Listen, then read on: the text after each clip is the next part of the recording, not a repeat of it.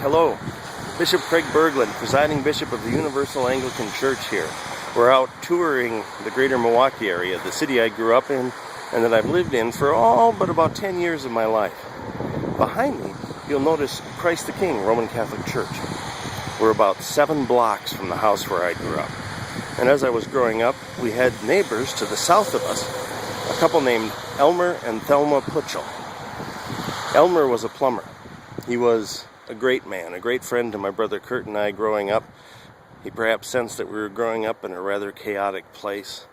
And his wife Thelma was a compulsive solitaire player. She could literally sit at her kitchen table and play solitaire for hours at a time, often muttering under her breath, or otherwise she'd be talking on the phone loud enough for us to hear her conversations, especially in summer.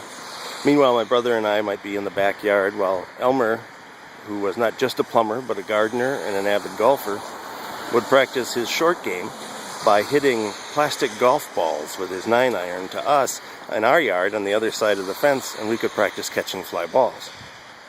Anyway, at one point, the priest of this church threatened to turn off the light that makes that clock visible right up there. And I remember so clearly Thelma saying, "I have a watch that I wear on my wrist. I have a clock that I have on my kitchen wall. And the truth is, if I want to know what time it is, I just look there. So they can turn that light off. I don't care." And that story reveals an important object lesson about what works and doesn't work in spirituality. You see, the truth is that back in the day, threats, manipulation, and coercion were effective because people believed the story that God was angry and punishing and just waiting to cast us into hell. Thelma Putchell, even though it was the 70s, was way ahead of her time. She knew that God could care less about whether a clock in a bell tower had a lighted facade or not. She knew that God was loving, forgiving, and generous, and rejected attempts of her priest to manipulate her and try and empty her wallet with false threats based on a fictional notion of God.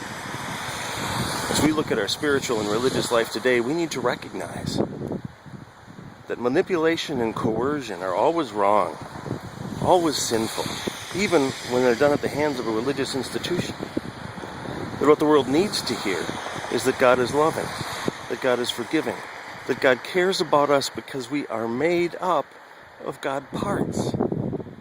So let's drop the manipulation. Let's drop the coercion. Let's be willing to say, when we don't know, we don't know. But we can discover the answers to our questions together. It's much healthier, and besides, our cell phone will tell us what time it is. Until next time, I'm Bishop Craig Bergland, wishing you God's rich blessings. Namaste.